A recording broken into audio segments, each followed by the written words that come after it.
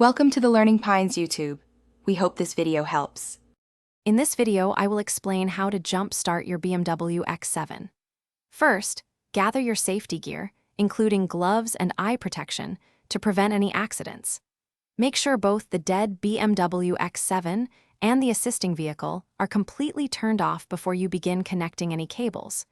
You'll need to locate the positive and negative terminals, which are typically found under the hood of your BMW X7, often covered by a red cap for the positive terminal. Now, let's connect the jumper cables correctly. Take one red positive cable and securely attach it to the positive terminal of your BMW X7's dead battery. Next, connect the other end of that same red cable to the positive terminal of the assisting vehicle's battery.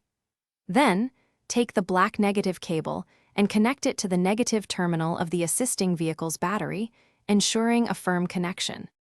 For the final connection, attach the remaining black negative cable to an unpainted metal surface on your BMW X7, away from the battery and moving parts. This provides a good ground. Once all connections are secure, start the assisting vehicle and let it run for about 5 to 10 minutes. This allows some charge to transfer. After this period, try to start your BMW X7. If it doesn't start immediately, wait a few more minutes before trying again. Once your BMW X7 starts, it's crucial to disconnect the cables safely. Remove them in the reverse order of how you connected them.